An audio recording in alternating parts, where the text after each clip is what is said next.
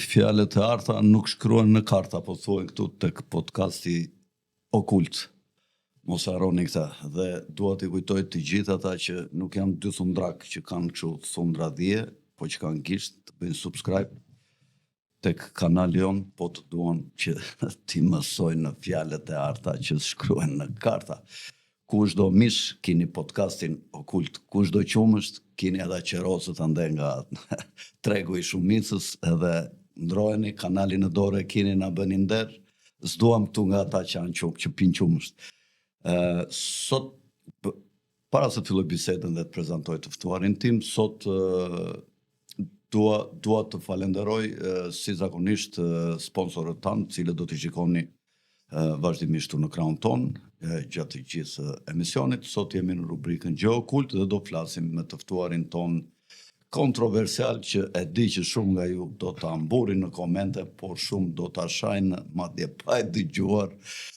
Jam me Olsi Jazexiun. Ju do thoni ç'ne ti Alfred Sako si s'kini shkruar disa nga ju, se shumica na kanë falenderuar për bisedën tonë të parë, por disa nga ata që na kanë kritikuar pse unë kam ftuar Olsi Jazexiun, dua t'ju kujtoj atyre një parim të polaritetit që është një nga ligjet bazë të Kybalionit, që thotë që çdo gjë ka të kundërtën e vet në grad. Pra, në qoftë se unë jam nacionalist, Olsi është, ai mund ta shpreh vet atë, po e shikon ta blon një çik më të madhe për sa i përket përkatësisë, e shikon në përkatësinë e religionit dhe jo të kombit dhe etnisë.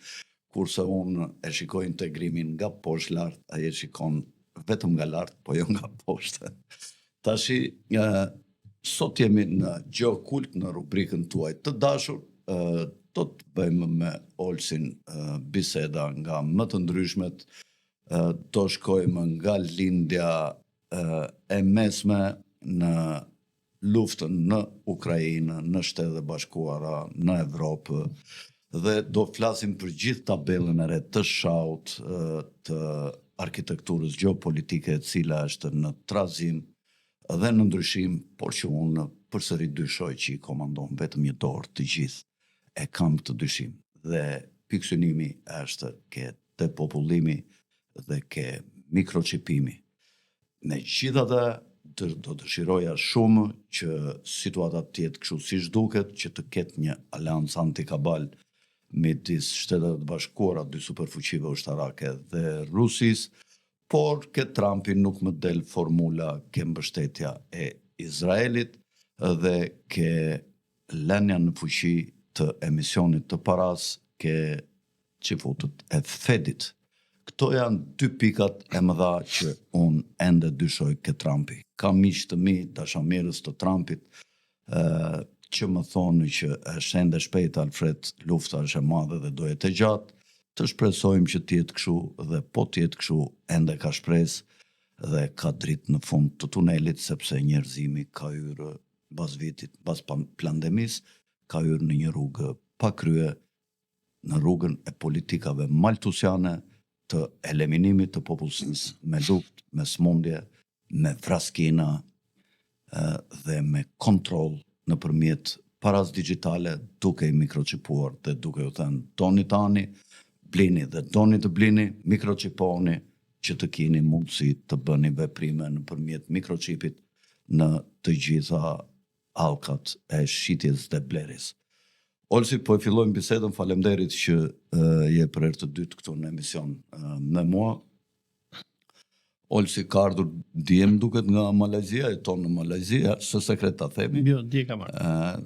Dhe ka ardhur për disa ditë dhe e kam ftuar shumë veta, po ai s'kishte si të mos vinte të paktën për herë të parë në këtë periudhë të shkurtër që ka ardhur të qëndroj këtu tek podcasti Iliris, tek podcasti Okult, ku gjërat thuhen troç dhe të gjithë ata që vinë këtu shikohen mirë nga ana ime që të mos jenë shërbëtorë të dikujt, por të thonë vetëm mendimin e tyre të lirë dhe të pavarur. Olsi, duket që pas prishjes së armëpushimit nga Irani dhe goditjes mbi popullsinë civile nëpërmjet një genocidi të gjerë që Izraeli ka kryer gjatë kur është krijuar, por sidomos kulmin e vet e arriti në luftën në Gaza, në këtë një vit të gjysmë që ka filluar lufta. Si e shikon, pse u prish ky armëpushim? Çfarë pretekstesh përdori Izraeli? Sigurisht qëllimi i tij është të bëjë pastrime etnike në atë zonë dhe të ndërtojë Izraelin e madh. Ne kemi thënë këtë, të kujtohet në ato bisedat tona që është para 10-15 vjetësh, tash ka që dalin tash e bëjnë bla bla bla dhe thonë eureka, kur ne kemi 15 vjet që i kemi thënë këto në podcast jot. Edhe në vende të tjera sigurisht. Si e mendon situatën, se ti e një njohës i mirë i ngjarjeve në lindjen e mesme, dhe çfarë mendon se do të ndodhë? Kjo është e rëndësishme sepse ajo që do të ndodhë atje sigurisht ka lidhje dhe me fatet, me ekonominë dhe me jetën e popujve të tjerë, sepse ne vetëm Mesdheu na ndan nga deti jonë dhe Mesdheu, jemi shumë afër me vendin ku zhvillohet lufta. Tani përpara se të përgjigjem, dua që të adresoj ata që domethënë nuk më pëlqejnë ndonjëherë. Është një thënie nga Winston Churchill, i cili thotë: "Ke armiq është gjë e mirë, sepse kjo tregon që dikur ti ke qëndruar për diçka.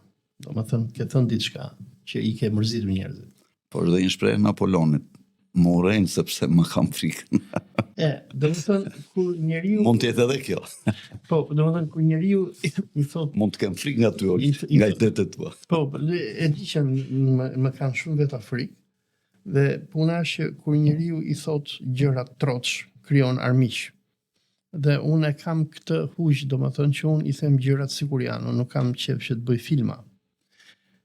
Tani për pyetjen tënde, pse u prish armëpushimi në Gaza, sikur edhe e kemi përmendur më herët në studion tuaj,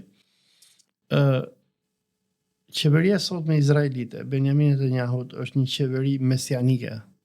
Domethënë ata besojnë në ardhjen e Meshias, dhe ata besojnë që është detyrë e Izraelit që t'i shkatroj gjithë popujt musliman që ata kanë rreth e qark tyre, dhe të ndërtojnë atë Erec Izrael, apo Izraelin e madh biblik, dhe ata kërkojnë që të kenë edhe një dominim global. Domethënë, zionistët, ne e dim sot, kontrollojnë perëndimin, kontrollojnë Amerikën, sikur e përmendë administratën amerikane, dhe i vetmi problem që ata kanë tani është prezenca demografike e arabëve.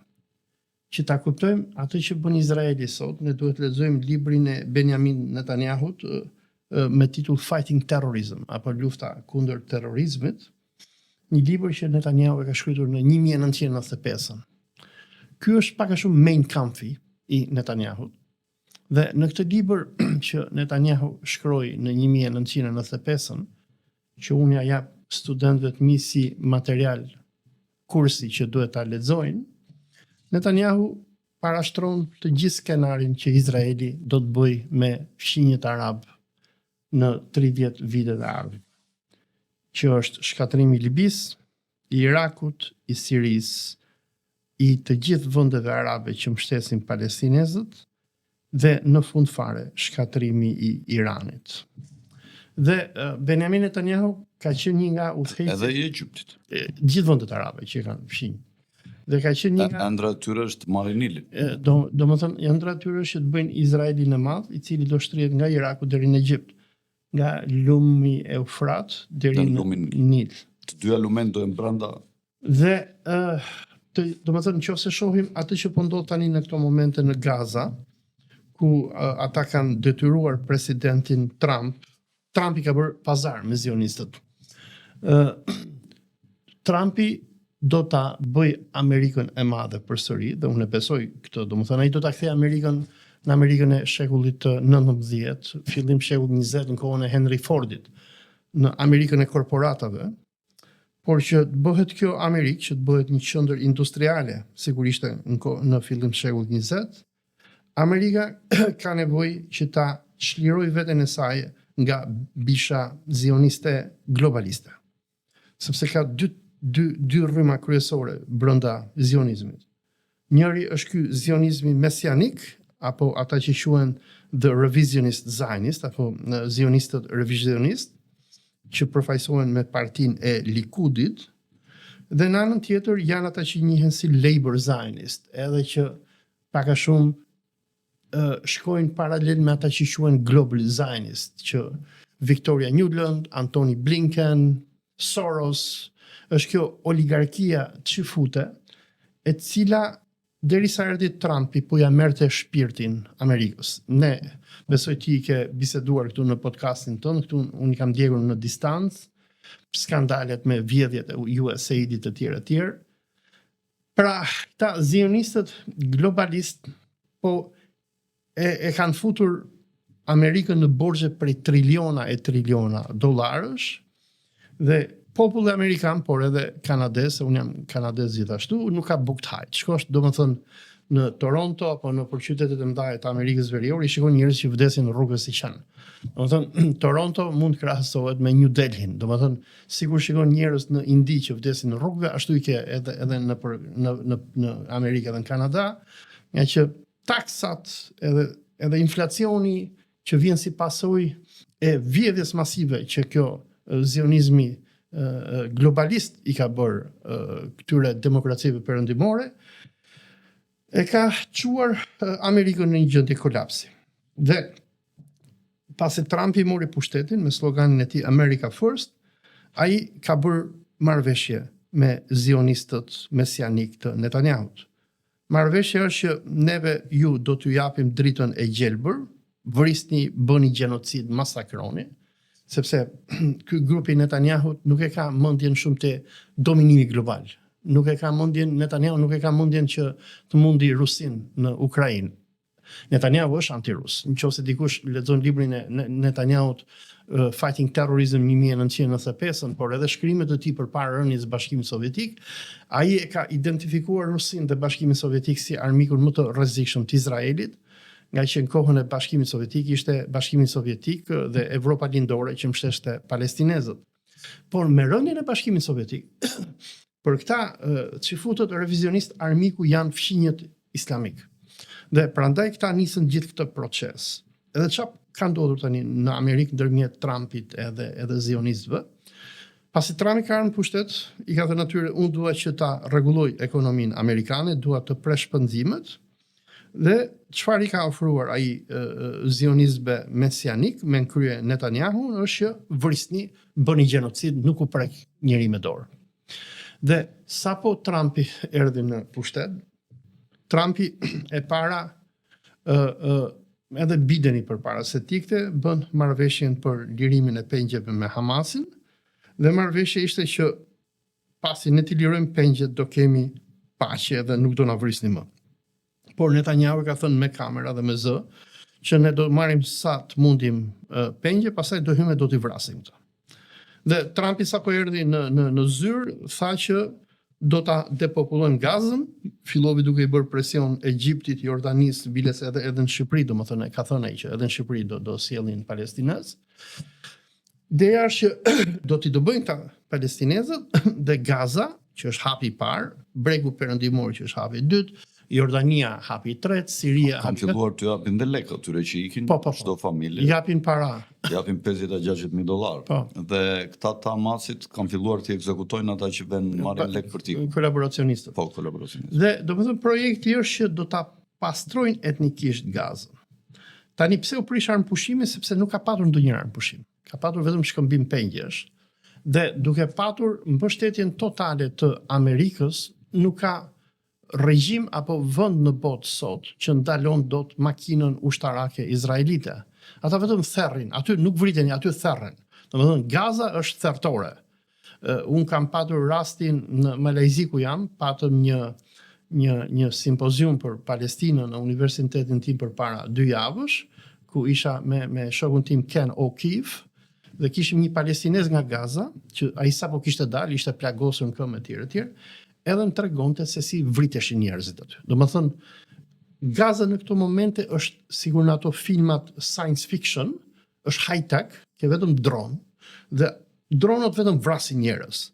Dhe ky më tregonte një incident se si kishte shpëtuar familjen e tij në veriun e Gazës në dhjetor të vitit 2023.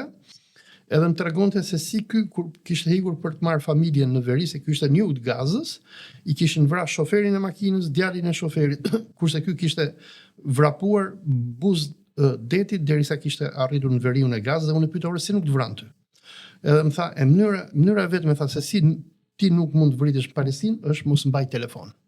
Sepse dronët që përdorin inteligjencë artificiale, edhe po të kesh telefon të viteve 90 që janë ato Nokia, droni të identifikon edhe kush je, ku je dhe çfarë bën. Dhe direkt e vin të vrasin.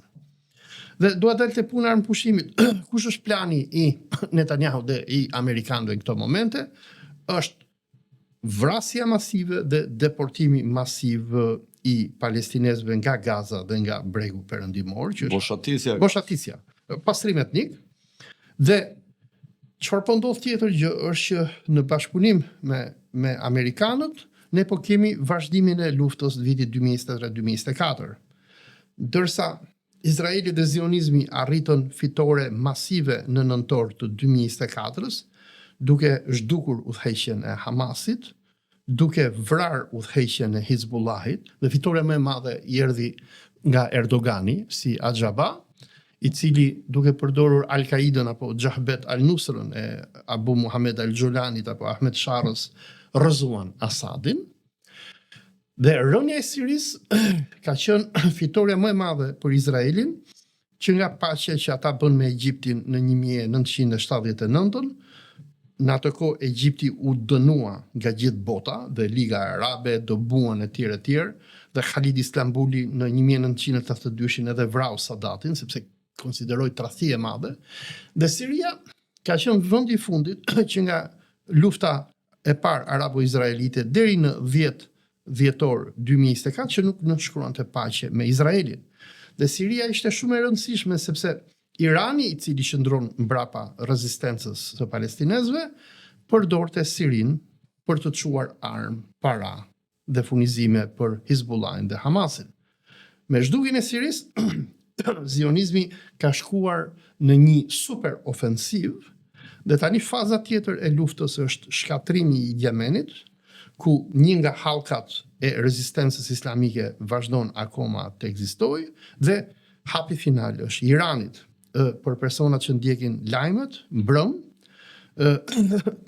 është gjithë andej në për mediat perëndimore, amerikanët kanë çuar avionët B-92 në bazën e tyre në Diego Garcia, B-52, dhe Trumpi ka çuar letër Khameneit, liderit suprem të Iranit, që i thot ose do kapitulosh dhe do ndalosh ndërprej mbështetjen për rezistencën palestineze dhe të prishësh programin nuklear që ke, ose për ndryshe ne do të bombardojmë. Dhe ekziston frika në këto momente që Trumpi mund të bëj sulme kundër stacioneve nukleare izraelite. Iranian.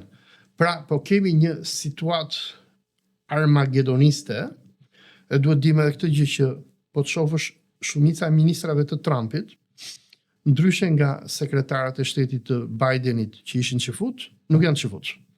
Janë evangelistë krishterë edhe katolik. Përpara disa javësh, ky që ka qenë shefi i këshilltar i sigurisë kombëtare për Trumpin, ky katoliku se harrova emrin, që është me flokë gjata, ndihmo pak si e ka emrin. Ja harrova. Pati një bised me një qifut nga Izraeli dhe i tha që ne, të krishterët evangelist dhe tradicional katolik, jemi mbështetësit më të mëdhej të Izraelit, por armiqtë e Izraelit. Ishte ky që ka atë podcastin e vet. Breitbarti, ai editori Breitbart, dhe tha armiqta më të mëdhej të Izraelit, tha janë qifutët globalist. Po. Dhe tani çfarë po ndodh në Amerikë? Trumpi është duke bërë pazar. Ishte një qiket ashtu e intervista, nuk ishte shumë, sa e pyeti dy era, po është Izraeli, tha, aleat strategjike Amerikës, nuk i tha është, po tha we watch your back, tha. Neve tha ju mbajmë shpinën. Po. Ju armiq më të mëdhenj tha keni globalistët, çifut tha. Janë ata tha që janë armiqtë e Amerikës dhe armiqtë tuaj. Edhe dua të them që çfarë po ndodh në këto momente është që ndërsa Trumpi ne e dim se çfarë po bën, po shkatron perandorinë amerikane, ai ka filluar shkatroj CIA-n, FBI-n, shkatroj USAID-in. USAID ishte organi më masiv i spionazhit amerikan nëpër botë. Njerëz që nga këta që ju keni këtu në Tiranë, këta ojëqirsat që nga këto organizatat LGBT-iste, feministe, çfarë janë këto morë? Gjitha. Edhe deri te njerëz sikur fondacioni familjari i Sorosit, Edi Ramës, Soros e tjerë, gjitha kanë qenë pjesë e kësaj tentakulës globale të këtij zionizmit globalist. Steve Bannon. Dhe është këshilltari kryesor i Trumpit në atë dhe është vetëm që bëri burg për Trumpin, nuk pranoi dali para Kongresit se e thritën ata. Shkak të murit e akuzuan për korrupsion. Jo, donin me pyetur edhe për rebelimin që u bë atëherë, edhe ai nuk pranoi dhe tha unë më mirë bëj burg, tha, bëri 4 muaj burg ky Steve Bannon. Dhe ky është i turbuar për Trumpin. Dhe çfarë po ndodh në këto momente është që strategu kryesor që ka Trump. Ky është Trump. Edhe ky ka futur dhe në fushat në 2016 se Trumpi nuk besonte që do fitonte. Ky ka folur vazhdimisht do fitosh. Dhe ai e quante të shmendur Trumpi derisa fitoi. Me Hillary Clinton. Steve Bannon është truri i Trumpit. Ai ka dhe Elon Muskun tani që e marr krah djathtë. Elon Musku me dijen teknologjike është duke shkatruar atë tentakulën e imperializmit amerikan.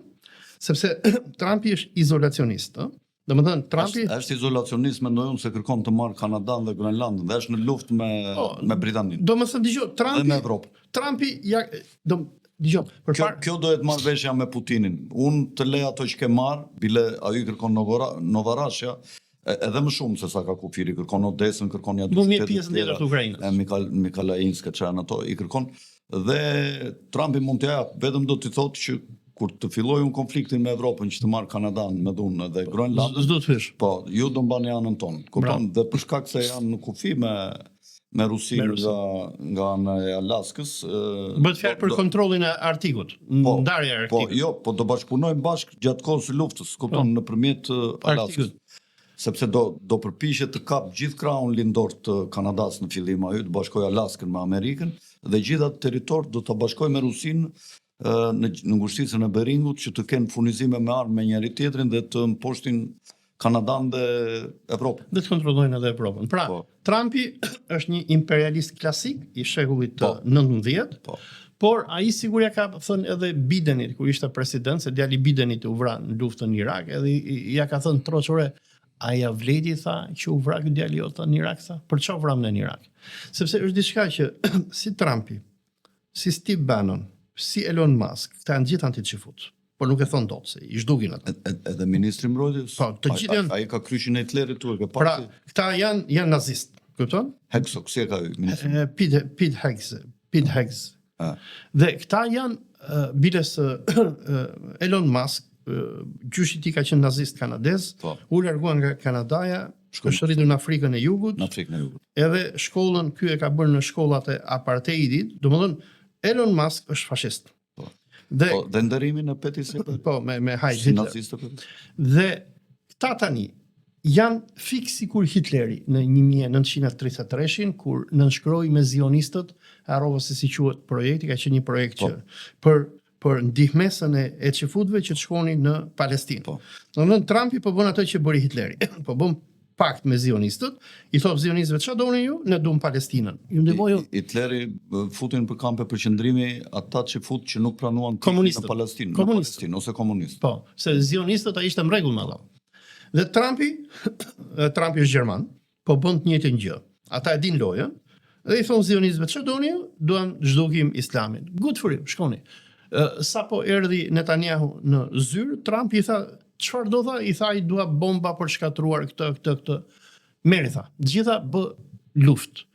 Por përpara se të zgjidhej, kur e pyetën Trumpin mediat që i thonin, "Ore, kjo lufta në Gaza, na intereson neve?" I tha, "This is not our war, kjo nuk është lufta jonë." Po.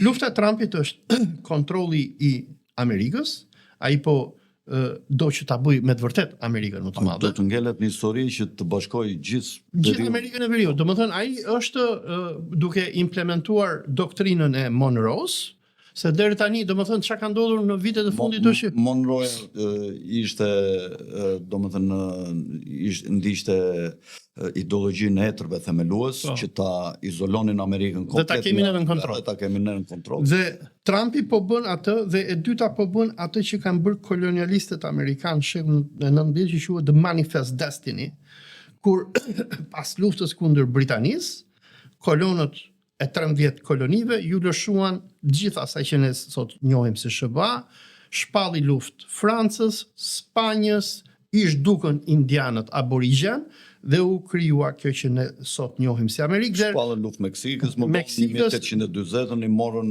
gjithë ato territoret. Dhe kanë mbajtur në diktat Amerikën, por lufta e ftohtë i detyroi amerikanët që të hynin në pjesën e këtij konstelacioni të ligjit ndërkombëtar. Ndërsa tani Trumpi thot se në luftën e ftohtë ishte lufta me Bashkimin Sovjetik, duhet ta lëmë Kanadan, të ketë Kanadaja shtet social, të ketë welfare etj. Kurse në këto momente Trumpi thot kush është më i forti në planet tani, jam unë me Vladimir Putinin. Bëj pazar me Putinin, ndajmë botën, se kjo është ndarje e planetit në mes.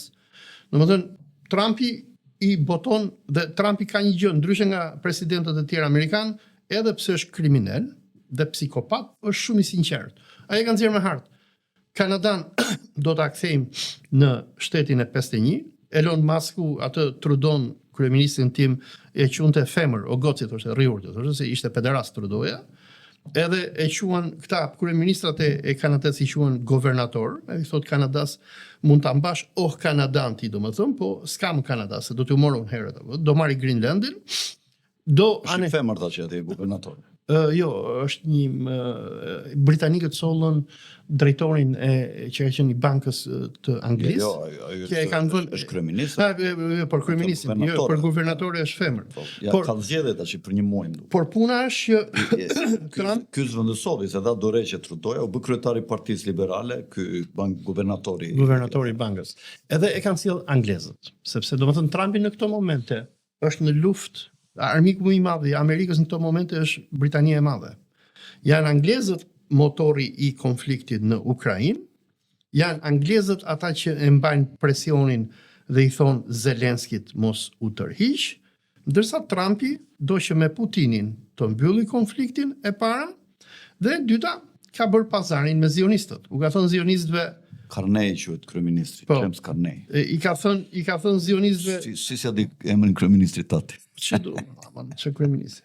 Dhe ja di këti unë, Tirana, se e Rama? Rama. E këti ja di unë. Kega Edi Rama. Edi Rama. Çuni gjatë. Dhe dua të them që po kemi një përpjekje nga Trumpi për ta ndarë planetin me rusët, dhe në anën tjetër i thot zionistëve shkoni vrituni me arabët, good for you. Por frika ekziston që i nxitur nga lobi zionist, Trumpi mund nisi luftën e tretë botërore. Në këto momente sigur përmenda kemi bë 52-shët që janë gati të bombardojnë Iranin. Në qoftë se lëshon Rusia Iranin, kanë bërë pazar me rusët. Po ka bërë do ta godas. Po diles në bisedimet që po bëhen në Arabinë Saudite, ka pranuar edhe Marco Rubio, i cili është zari i Mariam edhe Sheldon Adelsonit, familja çifute që kontrollon kazinot e Amerikës. Këta e kanë pat Marco Rubio kështu që i rregullonte hotelin, morën e bën deputet. Unë e njoh personalisht Marco Rubion, e njoh prej punës së ujgurëve. Ai është një nga kryesorët që drejton luftën kundër Kinës. Dhe në bisedimet që kanë patur në Arabinë Saudite, Marco Rubio ka thënë që ne kemi fol me rusët edhe për Iranin. Domethënë, unë dyshoj që ata kanë bërë pazar me Putinin, i ka thënë Putinit, ne do t'japim ty çfarë do ti në Ukrainë. Putini u shpreh që Irani është i paprekshëm, po nëse cërnohet Irani, mendoni mirë. Kupton, domethënë e ka hedhur poshtë deklaratën e Rubis. Dgjoj, Putini ka një gjë. Dhe Kina njëkohësisht është e gatshme ty në luftë për Iranin, kështu që fillon lufta e tretë botërore, mendoj unë. Nëse Rusia nuk e ka shitur Iranin. Dgjoj, Putini të shet. sepse Putini ka treguar edhe në të kaluarën se Putini është interesuar për interesin kombëtar rus. Domethënë Putini ndjek çfarë është mirë për Rusinë. Dhe tash më rezulton që Putini ka shitur ndonjë dhe ka dalë nga fjala. Po edhe mund ta shesim. Edhe mund ta shesim. Domethënë mund të ketë një herë të parë thoj. Gjithmonë ka një herë të parë. Mua më duket nga politikanët më korrekt edhe më domethënë mbajtësi fjalës. E mban fjalën, por është diçka që quhet the national interest apo interesi kombëtar. Domethënë, Putini për shembull, edhe pse është provokuar në mënyrë të vazhdueshëm nga britanikët që prej vitit 2022, kur nisi lufta në Ukrainë, nuk ka përdorur bombën bërthamore, sepse e dinte që po të përdorej bomba nukleare, do shkatërrojë njerëzimin. Dhe Putini, edhe pse britanikët me amerikanët i kanë çuar dronët deri në Kremlin, ai ka duruar, sepse në filozofinë kombëtare të Federatës Ruse është mbijetesa e Rusisë. Dhe ne e dim gjatë luftës dytë botërore se çfarë kanë bërë fuqitë evropiane. Kur vinte muhabeti në paktet e tyre me Hitlerin e tjerë, ata lanë që ndahet Polonia, lanë që Hitleri të merrte Çekoslovakinë, të merrte Austrinë e tjerë, sepse tek e fundit fare këto shtetet kombëtare ndjekin interesin e tyre kombëtar.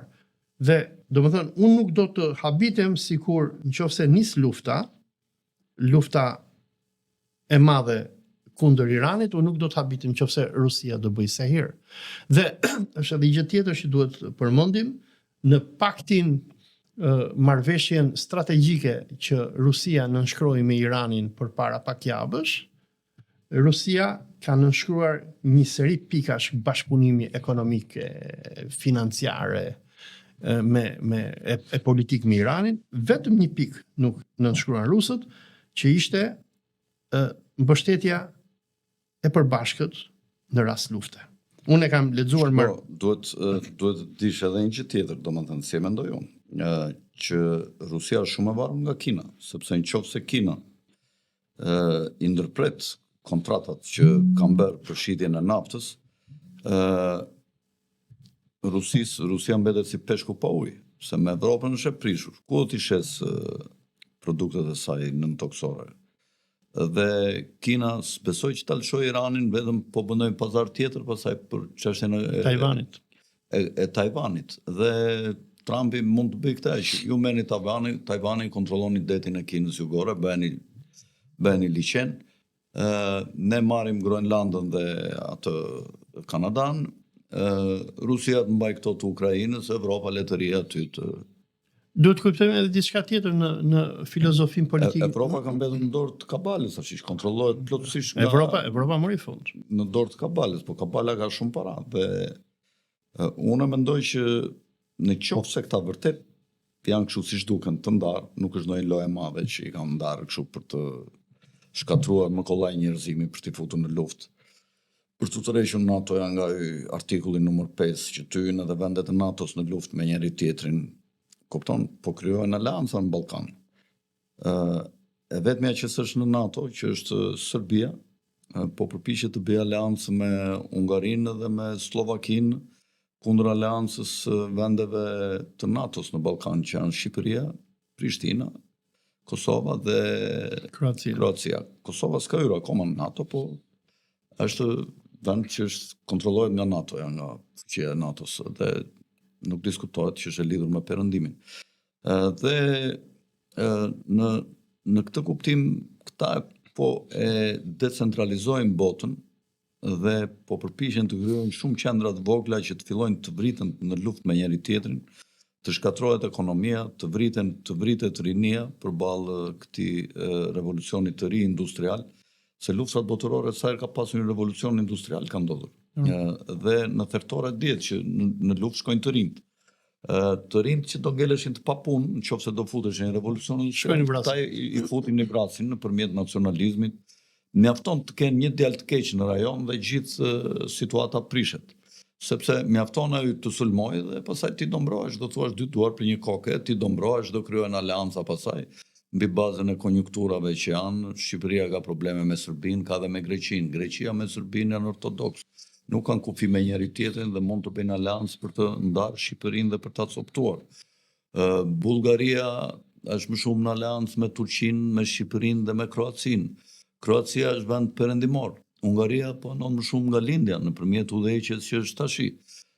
Slovakia po ashtu nëpërmjet atij Ficos, është anon ande. Rumaninë duket sikur nëpërmjet ti Kalin Georgieskut është duke kaluar më shumë nga Putini se sa nga mi po çan me Putinin janë dhe me Trumpin. Edhe NATO-ja po prishet. Trumpi po heq ushtrinë se nuk mund të sulmoj Kanadan duke pasur 100.000 ushtarë në Evropë, se ja vrasin, ja shkatrojnë atë ushtri. Kështu që ai do ikë, mi po kjo ka një të mirë tjetër që të çliron Evropën, sepse Amerika e ka mbajtur Gjermaninë dhe Italinë dhe gjithë Evropën në pushtim. Në pushtim. Pra Evropës i çlirohen shumë fuqi. Nga ana tjetër, pjesë e kabalës që ndodhen në Amerikë, që janë kompanitë e mëdha gjigande, që janë sidomos kompanitë energjetike, që janë kompanitë e Rockefellerëve, 7 motrat e Teksasit, kompanitë që tregtojnë 70-80% të naftës në botë dhe të gazit, ato nuk do të furnizojnë Trumpin. Prandaj Trumpi thotë ne kemi naftë këtu, thotë s'kemi nevojë, se e di që Rockefellerët nuk do t'i çojnë naftë nga lindja mesme Trumpit në rast të një konflikti me kabalën e Evropës, sepse ata janë vetë kabala e Amerikës, nëse gjërat janë kështu si duket. Jo, biles Trumpi edhe deklaroi për tarifat që i ka vënë Indisë edhe Kinës edhe Kanadan për punën e çelikut, deklaroi përpara pak ditësh tha, ne tha në rast lufte ne nuk kemi çelik më tha. Domethënë si mund mbajmë në një luftë kur ne nuk prodhojmë të çelik në Amerikë? Ti the kërkon ta industrializoj Amerikën. Shiko, një fabrikë që të funksionoj, fabrika është hardware-i i software-it. Amerika ditët e fundit ka transferuar hardware-et, domethënë fabrikat në vende të tjera, por ka mbajtur software-et. Pra ajo trurin prodhon ato makinerit, teknologjinë e re, edhe makinerit janë ande. Ja u jep atyre dhe thot prodhojeni tash, kupton? Edhe pasi kalojnë shumë vite, software-in ja u shet atyre kur prodhon një software më të ri që është më përpara se ata, kupton? Dhe me lekët që merr, kupton, vazhdon ecën më përpara. Mirë po. Çka ka ndodhur tash? Unë si mendoj unë.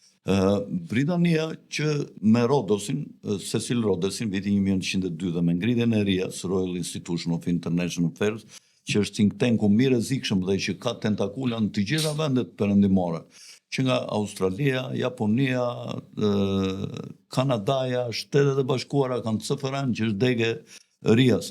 Çfarë është Ria dhe Rhodes Scholarship që është në Oxford?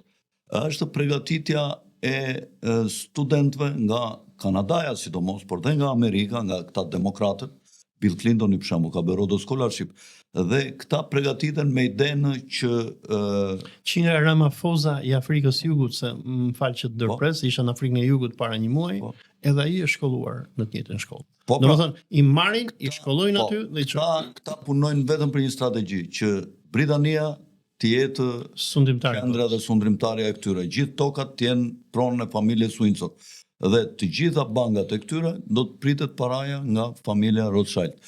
Ky është bashkëpunimi që unë e quaj kabala. Domethënë dhe Trumpi është në luftë me këta në këtë moment. Po, Trumpi është në luftë me këta. Familjen mbretërore britanike. Po, pra, sepse e di çfarë do të thotë që Trumpi të pushtoj Kanadan? Mi po Deep State e Amerikës është me këta. Po. Kupton, dhe të gjitha kompanitë e mëdha amerikane që janë jashtë do punojnë për ekonominë evropiane. Prandaj unë mendoj që Evropa, se Deep State ose evropian ose kabala ka aq shumë lek olso, sa të mbledhin këta të gjithë bashkë lekët, domethënë nuk i afrojnë 1% të lekëve që ka kabala. Pse? Sepse leku apritet çdo vit lek. Po. Se ti ndoshta nuk je ekonomist, po është e thjesht, po ta them me dy fjalë. Po. Priten si vjet për shembull një sasi lekësh dollar. Kupton? Këto i jepen dikujt që është përndan. Dhe zakonisht janë dy operatorë që i marrin. O bankat e nivelit të dytë, që u huajnë bankës qendrore, për shembull me 1% dhe japin me 3% ato, ose me 4%, ose me 5%, kupton, bankat e nivelit dytë, ose ja jep qeverive të ndryshme të botës, ja u huan. I thot, merre, thot, do më kthesh për 10 ose 15 vjet me kaq normë përqindje, do më kthesh. Pra, jep për shembull 10 miliard ose 10 trilion dollar, hua në vit për shembull ja u jep këtyre dy lloj kategorive që e shpërndajnë pasaj në ekonomi, dhe mbas 15 vjetësh maksimumi, ky 10 trilion që i kthehet për shembull 13 trilion. Më kupton, me gjithë normën e interesit. Dhe nuk ka rëndësi se ku gjendet ky 3 trilion shi tjetër, se nuk po jyt shumë në ekonomi, po këtë para, këta e marrin dhe e futin në magazina, po kjo është para aktive, më kupton, nuk është para e zezë, është para që është në librat e llogarisë që ekziston. Po këta nuk e lëshojnë më, sepse nuk duan që të zhvillohet shumë ekonomia, se po të zhvillohet ekonomia ka rritje të popullsisë, se po të kenë ekonomi të mirë njerëzit nuk bën një fëmijë, bën 10, kupton? Ndërtojnë 15 shtëpi gjatë jetës së një çifti, ju ndërtojnë fëmijëve. Dhe për këtë arsye ata i mbajnë aty në përbanga. Po tashi që këta ju është vënë litari këtu, nëse lufta është e vërtet Putin Trump kundër kabalës, këta janë litarin këtu. Edhe këta tashi çfarë do bëjnë, mendoj unë? Këta do nxjerrin parat dhe do t'ja huajnë qeverive. Do huajnë sa të kenë mundësit evropiane për të militarizuar ekonominë evropiane. Dhe atë pjesë që huaja kalon shumë që bara e huas, këta do t'a japin fshehurazi. Do t'ja u japin kompanive industriale, merrni lek dhe bëni vetëm aviona anë Të që po bën në Gjermania. Po, Militarizim. Këta thonë 800 miliard si vjet, po unë them që mund ta kenë edhe më shumë. 2 trilion dollar këtë vit mund ta çojnë këta, se këta duan ta shkatrojnë patjetër Rusinë. Dhe këta çfarë do bëjnë? Do izolojnë Amerikën, do përpiqen ta izolojnë, do ta lënë ti marr Kanadan gjatë kohës që këta do luftojnë me Rusinë për 2 vjet. Do ta lënë, le ti marr Kanadan, Groenlandën, nuk do ndryjnë. Këta do shkatrojnë Rusinë dhe do përpiqen ta bëjnë me Kinën. Kinën do ta joshin, do t'i thonë, ju do t'ju japim këto territoret mongolisë si për e çan këto në Rusi mbi Mongoli, do t'ju japim juve t'i kontrolloni që të fusni popullsinë, sepse janë bosh territore bosh të Rusisë. Dhe vetë do ta shfrytëzojnë gjithë nën tokën dhe mbi tokën këta kabala, sionistët, kryesisht dhe anglezë. Dhe pasaj, pasi të mundi Rusinë, bashkë me Kinën, do t'i kthehen Amerikës pas. Më kupton? E do t'i thonë, ti tash kujt ja morë këto? Po Amerikën do përpiqen ta shkatrojnë dhe me zgjedhje dhe me luftë civile. Me zgjedhje, me luftë civile, me krizë. Me krizë. Nëse ndjek stock exchange në Amerikë, po shkon poshtë për ditë. Po. Do të them diçka që armiku më i madh i kabalës anglozioniste City of London nuk është Putini, por është Trumpi. Sepse Trumpi po don t'i bëj Britanikën. Putinin e kanë kockë më të lehtë për ta shkatruar. Po Putini e kanë këtu afër, domethënë, edhe e din që nuk ka fuqi, s'ka shtesë. Ajo investimet ushtarake 100 miliardë ka, kupton? Këta. Dhe armiku më i madh i familjes mbretërore britanike në këtë moment kërcënon me armë bërthamore. Vetëm kjo është fuqia. Vetëm kjo e mban, se mos kishte armë bërthamore, e kishin pushtuar Moskë. Po, e kishin pushtuar. Ata e kanë çu dronët Putinit mund zërt vet. Por armiku më i madh është Amerika. Dhe ne po kemi kthim në shekullin e 18 në luftën britaniko me kolonialistët anglez dhe në këto momente po kemi një aleancë sigur patin kohën e George Washingtonit ndërmjet kolonive me Francën, po kemi një aleancë ndërmjet amerikanëve me Rusinë. Dhe ne mund shumë rusët i kanë ndihmuar në gjatë kohës luftës civile, i kanë ndihmuar amerikanët. Solli flotën cari Aleksandri II nga të dy anët e oqeaneve dhe ju tha britanikëve po ndryt keni luftë me mua. Po ishin francezët që bënë shumë. Po, dhe Abraham Lincoln, domethënë i kishte shumë miq rusët, prandaj ata i shitën në Alaskën pas luftës civile. Po dua të them në këto momente dhe diçka shumë interesante kur Trumpi pati sherrin në Shtëpinë e Bardhë me Zelenskin. Ku shkoi Zelenski direkt? Në Londër. Takoi Stramerin dhe pasi takoi Stramerin e mori mbreti Charles në audiencë private. Mbreti i Britanisë është guri më i madh i shahut në lojën e anglozionizmit. Kryesori bashkë me Rothschildët. Bashkë me Rothschildët. Unë kam bërë doktoratën në Firenze. Supervizori im ka qenë çifut. Edhe më thoshte Olsi thoshte, më ka lënë amanet babai. Ngjitju britanikëve nga që ata janë qenia superiore. Zionizmin, kush e shpiku? Britanikët. Izraelin, kush e shpiku? Britanikët. Konfliktet që kemi neve në botë, kush i shpikën? Britanikët. Në dy luftrat botërore, Britanikët. Kush i futi Amerikanët në dy luftra? Shqipërinë kush e shkatrovi? Britanikët, se njerëzit e dinë rusët. Se njerëzit shohin jo Rusia, jo Amerika, dëgjoj. E di se ju them unë këtyre, i them dëgjoj. Shqipërinë këta e kthyen në një burg të madh shqiptarët në Ballkan. Kush armatosin në Rozhën, ishin anglezët. Këta që kishin çelësat e burgut që hynin e japnin ishin rusët. ata që kishin çelësin e madh të burgut ishin francezët, kurse pronarët e gjithë burgut ishin anglezët. Anglezët. Kështu e shpjegoj unë, me po njerëzit se kuptojnë, thonë rusët, vetëm rusët. Rusët. Jo, që njerëzit ta kuptojnë se çfarë i kanë bërë britanikët e Evropës, mjafton të shohësh deklaratën e Lord Smythe kur ai themeloi NATO-n. Edhe kush ishte filozofia e NATO-s? Filozofia e NATO-s ishte Russians out, rusët jashtë Evropës, Gjermanin ta shkeli me këmbë dhe Amerikanët brenda. Amerikanët, se Trumpi e ka kuptuar këtë, se Trumpi këtë po bën. Amerikanët, anglezët i kanë përdorur gjithmonë se atë buallin e tërbuar, që kudo që Amerikanët, anglezët donin të bënin luftë, çonin Amerikanët, se këta janë buall, Amerika është buall. Dhe të shohur sjelljen që këta kanë bërë me Zelenskin, sapo Trumpi mirë që nuk e rrahu Zelenskin në shtëpinë e bardhë, që ta presim mbretit Charles, do të thotë që ai është maja e icebergut. Dhe në këto momente, po të shohësh BBC-n, BBC-a është 24/7 kundër Trumpit. Dhe kundër paqes. Dhe kundër paqes, sepse luftën në Ukrainë nuk e bën Amerikan. Ne akuzonin Bidenin që futët, e dim ne që janë që futët. Po, këta që futët, shefin e tyre kanë familjen mbretërore britanike dhe me qenë se ra fjala, unë jam besnik se jam kanadez, s'kam që të bëj. Dhe janë ata që luajnë lojën. Dhe unë kam edhe një frikë, inshallah do jemi gjallë, britanikët mund të hyjnë edhe në luftë me Amerikanët për punën e Kanadas. Sepse Kanadaja është kolonia e fundit që ka marrë pavarësinë nga anglezët. Kur e ka marrë? Në 1982-shin. E ka marrë 82-shin. 1982-shin është shpall Kanada e pavarur se ka qenë dominion britanik. Po kryeministri kanadez i parë është ky McDonald. McDonald më mirë. 1872 më duket ka qenë. Domethënë britanikët lozin shumë bukur sepse nga që u trembën nga George Washingtoni që do vije edhe traktati i Parisit, u bën sikur u tërhoqën nga Kanadaja, por Kanadaja ka qëndruar dominion britanik deri në 1982-shin. Domethënë kush është udhëheqësi suprem i Kanadas? Është Trudeau, kryeminist? Guvernatori gjeneral. Mos të doj guvernatori, ti nuk e kryeministër. Dhe ne si kolon emigrantët që shkojnë në Kanada. Është dhe një këshill atje i guvernatorëve, guvernatori. Jo, më fal, unë kur jam bërë kanadez, edhe çdo shqiptar që është në botë, që është bërë kanadez, e ti çfarë na bëjnë neve kur do na japin qytetarin? Na fusin në një dhomë në Kanada, ku vjen një gjykatës, edhe në betimin që bëjmë neve, ne nuk botojmë për Kanadan. Betohemi për Anglinë. Betohemi për familjen mbretërore britanike.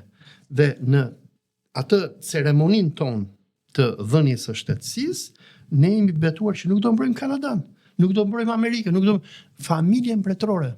Pra, ti je shtetas kanadez, je subjekt i mbretit apo mbretëreshës së Londrës.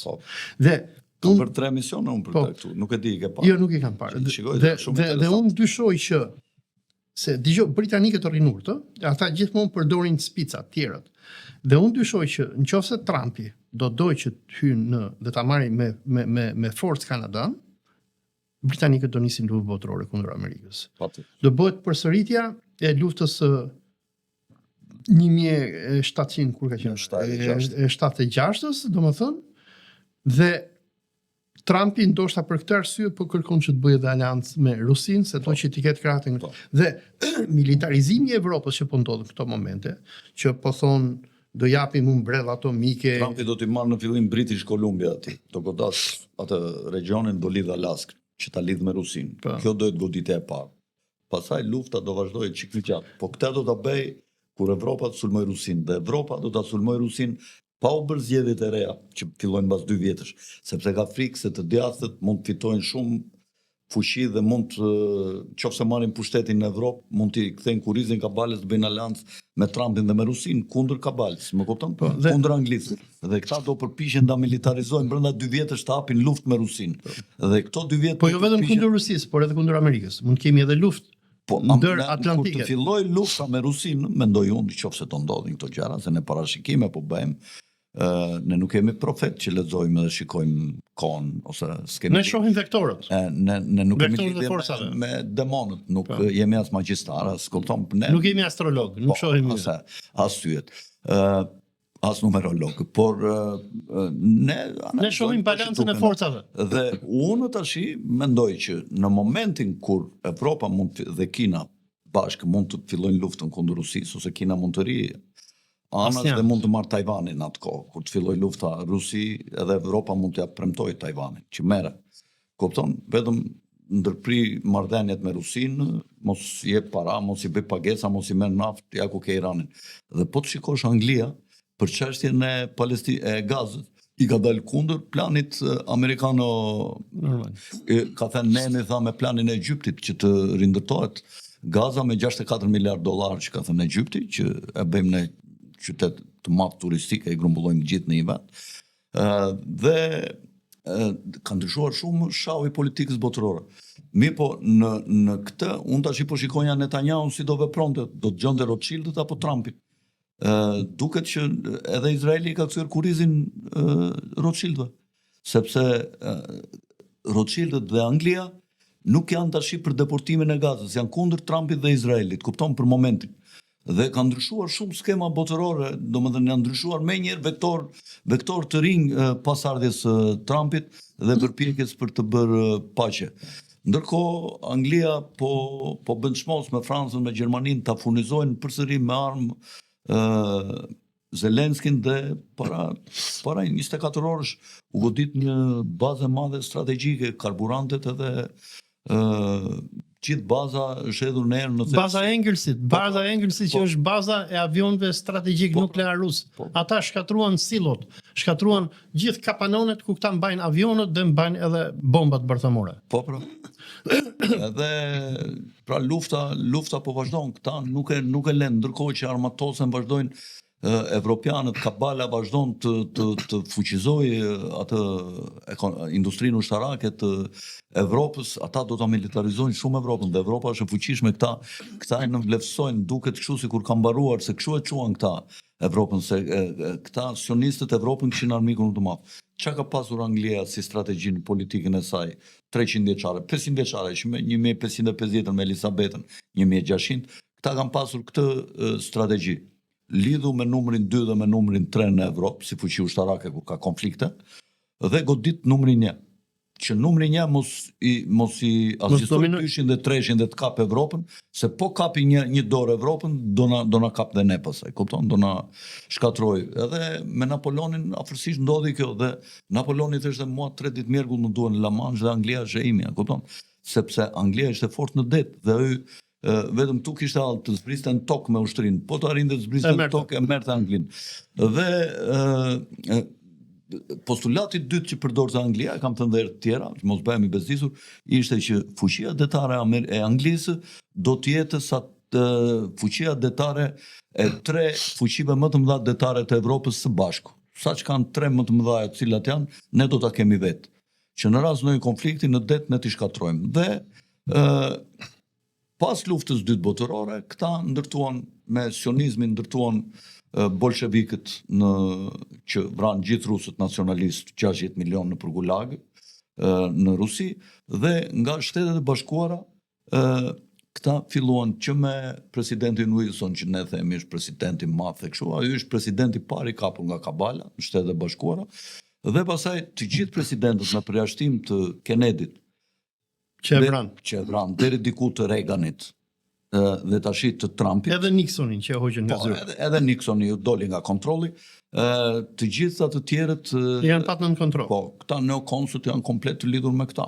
Domethënë, këta e çuan Amerikën prak të luftës së shkatrimit, rrëzuan dy kullat domethënë se janë psikopat, janë armagedonistë. Gjithë qëllimi i britanikëve është të fusin anarki dhe luftë civile në Shtetet e Bashkuara, që pastaj t'i threzin Londrës.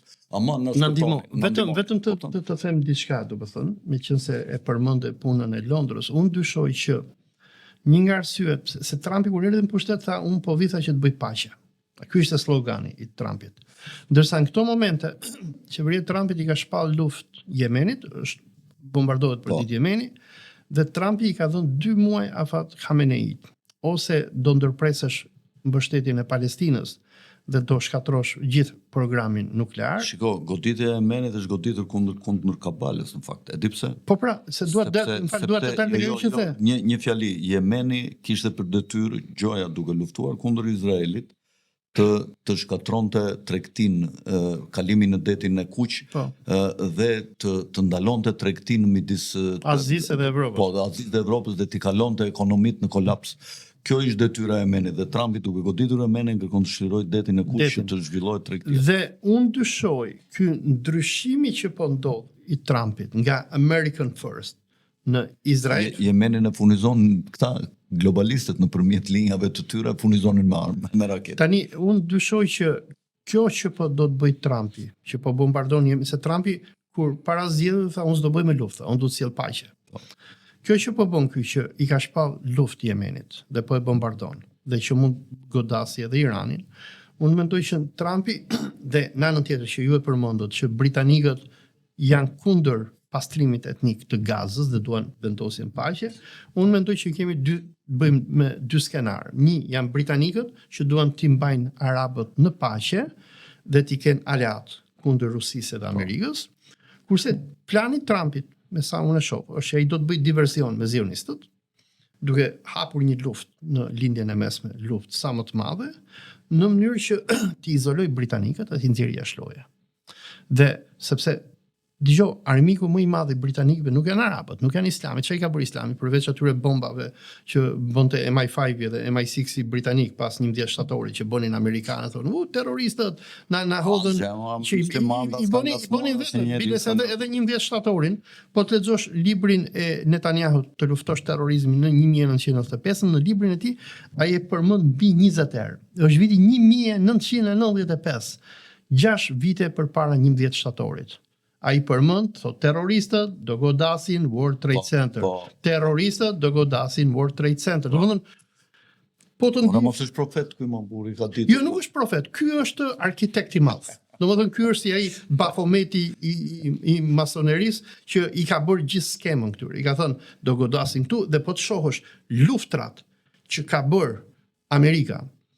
Është një libër tjetër, edhe ai quhet Fighting Terrorism.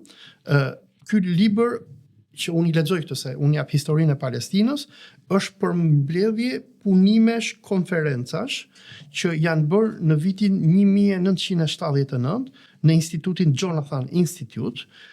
Instituti Jonathan është themeluar nga babai i Netanyahut. Babai i Netanyahut e ka patur emrin Ben-Zion Meliovski. Netanyahu nuk e ka emrin Benjamin Netanyahu, e ka Beni Meliovski, por këta që futët i ndryshojnë emrat, i bëjnë emrat që futët tjerë. Dhe në këtë konferencë që këta kanë bërë... Çfarë këta që fut polak? Po, polak janë. Ashkenaz, Khazar. Janë slav. Slav të që futit, këta nuk janë jahudi. Turq të bardhë. Janë turq të bardhë. Këta nuk janë që futët e Biblës. Ja, janë hebrej. Nuk janë hebrej. Dhe në këtë konferencë që kanë bërë këta në Jeruzalem në 1979, këta kanë nxjerrë gjithë agjendën globale që do ndiqte Amerika pas rënies së Bashkimit Sovjetik. Dhe janë 2 senatorë që zionizmi do të promovoj 179. Unë kam një 77. Do të thënë, kur kam qenë në 2 vjeç, e ne nuk dinim çfarë bënin, thonin këtu Parti Enver Roftenberg Hoxha, këta kanë bërë planet që ne kemi sot. Dhe një nga senatorët amerikanë që kanë marrë pjesë në këtë konferencë është bërë në Jeruzalem, instituti ekziston deri sot. Jonathan Institute e kanë krijuar këta në kujtim të vllaut të Netanyahu që u vran në Uganda. Jonathan Netanyahu që e vran ushtarët e Idi Aminit kur këta shkuan që të shpëtojnë ato pengjet, kanë bërë edhe film këta që morën palestinezët, morën ca pengje, morën një avion dhe çuan dhe u vraky. Dhe në këtë konferencë në 79-ën këta dizajnuan rendin e ri botëror që do vinte pas rënies së Bashkimit Sovjetik. Dhe ata senatorë amerikanë dhe britanik që i mbështetën këta i promovuan. Dhe kush është një nga pjesëmarrësit në këtë konferencë? Është George Washington Senior, George Washington Plaku. Këta e marrin në Jeruzalem në 1979-ën, rënien e Bashkimit Sovjetik. Si George Washington, se kuptoj. George Bush, më fal. George Bush Plaku. Këta që në 79-ën fillojnë duke sponsorizuar George Bush plakun. Po. Dhe kur bie Bashkimi Sovjetik, Plaku ka qenë një arkitektët e vrasjes Kennedit, ka qenë operativ i rëndësishëm. dhe rekruti Mossadit izraelit. Po. Këta e sjellin në pushtet, se edhe Gorbaçovi ka qenë agent i këtyre. Biles po të lexosh kujtimet e Arafatit e tjerë, ata thonë që se edhe të lexosh punimet e kësaj konference apo librin e Netanyahu Fighting Terrorism, Netanyahu thot apo te kjo konferenca thotë që armiku më i madh i Izraelit ka qenë Bashkimi Sovjetik, sepse Bashkimi Sovjetik i armatosi gjitha republikat arabe. Dhe misioni kryesor i zionizmit ishte shkatrimi i Bashkimit Sovjetik, më pas shkatrimi i satelitëve të tyre, që në librin që edhe ju keni botuar të Samuel Huntingtonit, Lufta e qytetërimeve, Huntingtoni thotë ne thot e shkatruan Bashkimin Sovjetik, tani do të godasim gjitha republikat arabe, se këto kërcënojnë Izraelin. Dhe duhet të them, George Bush plaku, që këta e promovojnë që në 79-ën dhe e marrin në këtë Jonathan Institute, më pas e bëjnë president Amerikës, ai është ndjek kolapsin e Bashkimit Sovjetik, dhe George Bush plaku është personi që nis luftrat e para kundër arabëve, që është the first Gulf War. E futën Saddamin në kurth me Filip, si kishte emrin ambasadorja April del emrin. Ajo i thot Saddamit, ne nuk kemi problem që ti të marrësh Kuwaitin, dhe aty këta nisën luftrat kundër arabëve dhe në 11 e futën në kurs Saddamin dhe pasi i dhanë leje për ta sulmuar Kuwaitin dhe pastaj shpallën dhe pasi e mundën armik të paqes. Pasi e mundën Saddamin dhe i kërkoi gjithë shikuesve tan ta fusin në Google, është një fjalim nga George Bush plaku në Kongresin Amerikan, fjalimi është në datën 11 shtator, që ta ne do vetosim rendin e ri 1991. Pra miq, 11 shtator i 1991-shit kemi George Bush plakun, i cili shkon në Kongresin Amerikan pasi e kanë shkatruar Irakun, thot tani nuk e kemi më Bashkimin Sovjetik, nuk ka më remi në OKB, ne sundojmë botën, dhe thot ne tani po nisim a new world order. Po nisim një rend të ri botror, ku neve nuk do të na ndaloj njëri. Dhe kemi, është ky pra Bushi plak, që ata e marrin, që në 79-ën e piketuan, e sponsorizuan, e bën president, dhe pastaj i marrin djalin Bushit, George Bush Junior, që erdhi edhe këtu në Shqipëri e solli Berisha, i cili vazhdon planin e zionizmit ndërkombëtar. Dhe kush ishte ky plan? Lufta dhe shkatrimi i kombështeteve arabe, ai që shkatroi krimi izraelit, Irakun. Domethënë krimi i tempullit të tretë Solomonit. Që dikush ta kuptoj se çfarë po ndodh tani, domethënë se sigur ju e thatë ne nuk jemi fallxhor, mjafton të lexoni librat e Netanyahut. Unë i jap studentëve të mi në Malezi, i them, dëgjoj, i them, nëse ju se malezianët janë shumë pro palestinez. Por muhabeti është që myslimanët nuk arrin ta kuptojnë gjeopolitikën. Është shumë problem i madh. Për shembull, kur unë flas them që Erdogani me atë që bëri në Siri, bëri lojën e Izraelit, nuk më kuptojnë shumë myslimanët çfarë po thotë kë. Po në Turqi si me dy llafe, çfarë mendon se po ndodh? Në Turqi janë disa gjëra. E para, populli e urren Erdoganin. Pse? Korrupsion i madh, varfëri, ka pak kënaqësi me politikën e jashtme. Varfëria në fakt është relative, dhe po të kesh një dollap pe floriri për shembull, mund të kërkosh dy, do të thuaj jemi të varfër. Po jo, Turqia është varfëruar shumë, domethënë rrogat e turishëve nuk hajnë dot bukë. Dhe janë shumë pak kënaqur. Unë e di që mbas ardhjes së Erdoganit ekonomia është rritur shumë. U rrit në fazën e parë, por që nga lufta në Siri, me doppio i gjashtëm që i ngelën amerikanët në dorë Erdoganit, me marrjen e 3 milion sirianëve etj, vendi është në krizë. Populli është i pakënaqur me arabët që i kanë. Kush mund të ketë dorë tash në këtë konfliktin e madh që po nxitet, se nuk më merr mendja që vetëm tani janë disa gjëra. E para, se ka pasur një kërcënim nga një nga ministrat e Izraelit që i ka thënë i është drejtuar Erdoganit, i ka thënë i këtë ditë të numëruar.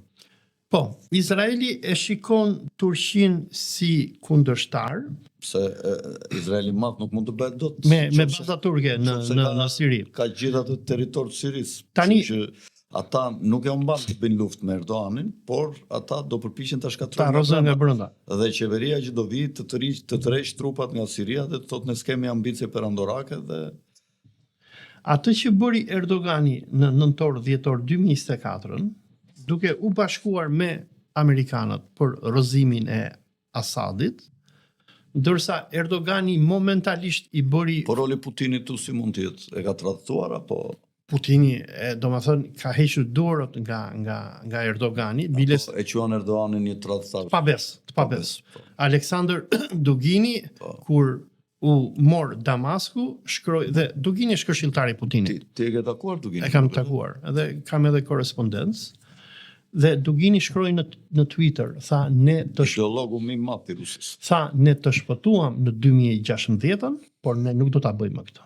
Po. Sepse Siria deri në Mund 10 të ketë dorë dhe Rusia në këto ngjarjet e brendshme të Turqisë, apo Rusia s'ka nuk ka fuqi të nuk ka merret? fuqi. Domethënë, por janë domethënë Po mund të ketë dhe një lej që jo, rusët kanë thënë domethënë që neve nuk do të ndihmojmë, sepse Erdogani është gjallë fal rusëve. Kur u bë grushti i shtetit që ja do organizoi ta kishin vrarë, po mos e kishin marrë rusë. që ja organizoi CIA me gylenistët, 2 orë më herët GRU-ja ruse kontakton Hakan Fidanin e i thot, a di thot se çfarë po bëhet apo jo thot, i mere se do ta vrasin. Dhe kur është çuar avioni që ka marrë Erdoganin ku ishte në Antalya, se ku ishte i me pushime, Rusia ka çuar avionët e saj në hapësirën ajrore turke, nga që nga baza e Incirlikut, amerikanët quan 2 F-16 që do godisnin avionin që ishte Erdogani. Dhe ishin rusët që i dhan mbrojtje, ishin iranianët, biles ja përmendi edhe ministri jashtëm i Iranit Abbas Araxhi, ja përmendi përpara disa ditësh, ishin iranianët ata që hapën hapësirën ajrore dhe lejuan avionin e Erdoganit që të futej. Mirols, unë me qenë se i kaluam limitet e kohës, do kemi rast shumë shpejt të bëjmë tashi, ju do ikni në Malezi pas pak ditësh, por ne do bëjmë biseda me Skype. Era erës do ishim të kënaqur të kishim prezent këtu dhe do jemi edhe të kënaqur që të ketë sa më shumë një listë ndaj te dhe ndaj me dhe të bëjnë komente atje bla bla bla. Jo, kur ke armiq është që e mirë se të rriten shikimet, se domethënë nuk ka reklam të keqe thuhet në komunikim. Domethënë edhe kur sulmojnë është reklam. Po. Mirë, të nderuar shikues, po e mbyllim këtu bisedën, duke u kujtuar me zotin Olsi Azerxhi, profesor në Malezi, në universitetet e Malezis, nuk po i them kështu këto titujt kështu se këta intelektualët falso i kanë qef këto titujt. Para se t'ju them miropafshim, do t'ju kujtoj të gjithë atyre që janë dy thundrak, si gjithmonë, ata që kanë gisht, të bëjnë subscribe, sepse ne fitojmë dhe ata fitojnë, duke ju ardhur infoja që sapo është hedhur një emision ku ka fjalë të arta që shkruhen në karta. Nga unë Arpet Sako, natë në mirë, miropafshim.